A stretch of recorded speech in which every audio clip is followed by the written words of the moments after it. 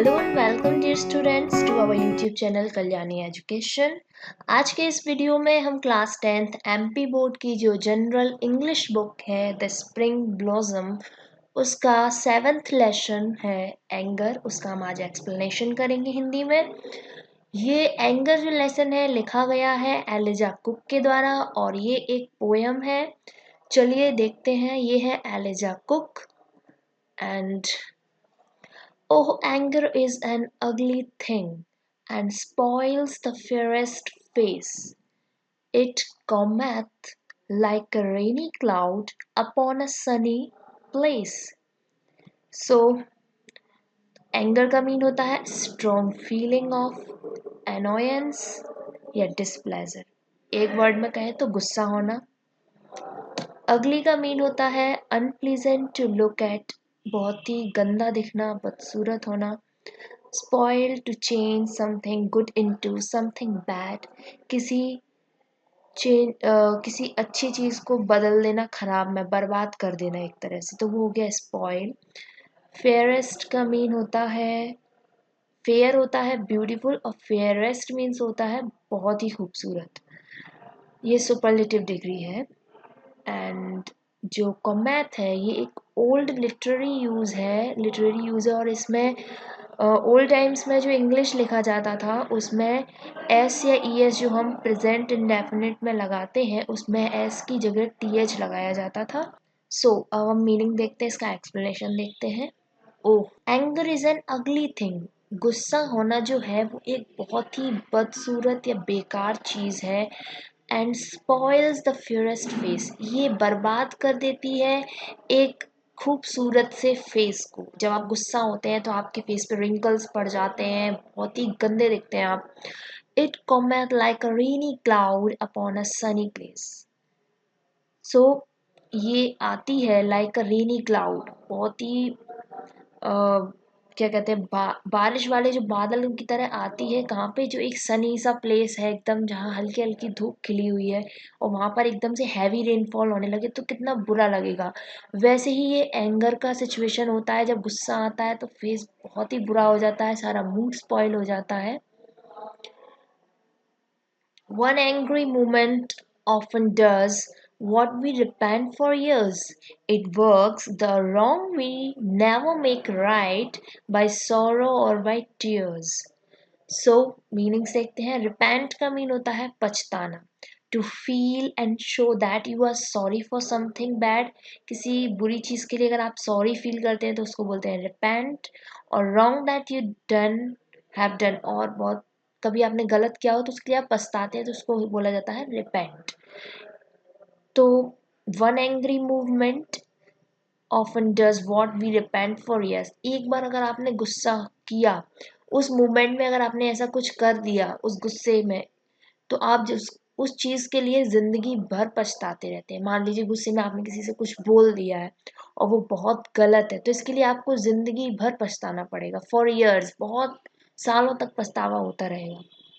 It works the wrong we never make right by sorrow और by tears। और अगर एक बार ये गलत हो गया, ये काम जो हमने किया था, रिपेंट कर रहे हैं हम जिस पे, जो गलत काम हमसे हो गया है, अगर ये एक बार हो गया तो हम इसको कभी भी सही नहीं कर सकते। वी नेवर मेक राइट, इसको कभी ठीक नहीं किया जा सकता। बाय sorrow और बाय tears, ना तो दुख, अगर आप दुखी भी हो जाए तब भी ये सही नहीं होगा।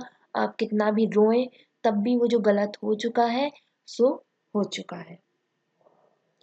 The hand of peace is frank and warm, and soft as ring dove's wing. And he who quells an angry thought is greater than a king. So peace का मतलब होता है the state of being calm and quiet. जब आप बहुत शांत होते हैं तो उसको पीस कहा जाएगा, बहुत ही शांति है।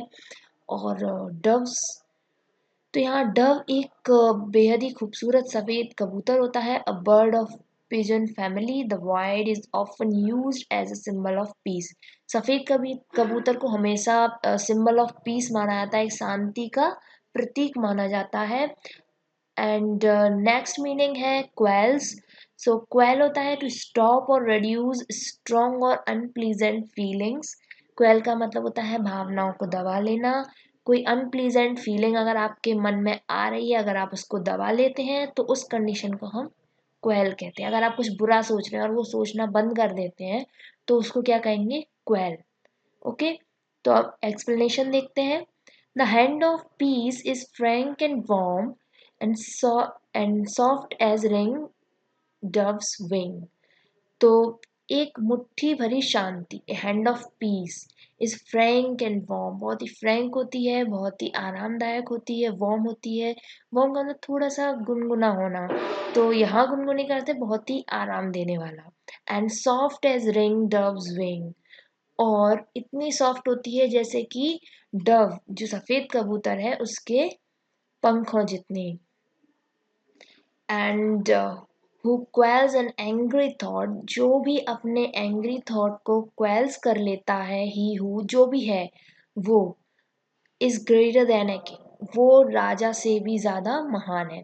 जो इंसान हमेशा शांत रहे, एक सफेद कबूतर के पंखों की तरह सॉफ्ट होता है, वो अपनी भावनाएं भी बहुत दबा के रखता है, और वो एक राजा से भी ज्यादा महान हो सकता है। अगर गुस्से में आप अपनी भावनाओं पे कंट्रोल करते हैं तो आप एक राजा से भी महान होंगे। Ever remember in thy youth that he who firmly tries to conquer and to rule himself is noble, brave and wise. दाई एक ओल्ड यूज है योर का। जो एंशियंट लिटरेचर है उसमें हम इंग्लिश जब लिखा करते थे तो वहाँ योर को हम दाई लिखते थे। और फॉर्मली इन अ स्ट्रॉन्ग और डेफिनेट वे, अगर आप बहुत ही दृढ़ हैं, आप अपनी बात पर टिके हैं, तो आप बोलते हैं फर्म हूँ, बहुत ज़्यादा फर्म हूँ। टू, और उसके बाद कॉन्क्योर है तो to succeed in dealing with और कंट्रोलिंग समथिंग। विन, कॉन्क्योर का मीन्स होता है जीतना, ठीक है। और noble, having fine personal qualities that people admire, अगर आपके पास अच्छी क्वालिटीज है जिनकी लोग प्रशंसा करते हैं, एडमायर मीन्स होता है प्रशंसा करना। सच एज करेज, जैसे कि साहस, ऑनेस्टी ईमानदारी, एंड केयर फॉर अदर, दूसरों की देखभाल करना, केयर करना। सो श्रेष्ठ उच्च गुणों व योग्यताओं से युक्त व्यक्ति को नोबल कहा जाता है। Ever remember in the youth, तो ये बात हमेशा याद रखी जाएगी यूथ में कि उन्होंने इसको दृढ़ता से करने का प्रयास किया, to conquer and rule himself, और बहुत अच्छे से अपने गुस्से को जीता है और उस पर रूल किया है। और अगर जो इंसान ऐसा कर लेता है वो सच में एक नोबल पर्सन है, बहुत ही ज़्यादा ब्रेव है और बहुत ही ज़्यादा वाइज है। ओके, सो आई होप आपको वीडियो पसंद आया होगा। पोएम बहुत अच्छे से समझ में आई होगी। पोएम का जो समरी है वो यही है कि हमें गुस्सा नहीं करना है, और उस पर कंट्रोल अगर हम कर लेते हैं तो हम एक राजा से भी ज़्यादा महान हो जाते हैं, और आज की यूथ को ये बहुत ज़्यादा ज़रूरी है करना। चलिए, तो चैनल को सब्सक्राइब करना ना भूलें, press the bell icon and like and share the video with your friends. Thank you so much.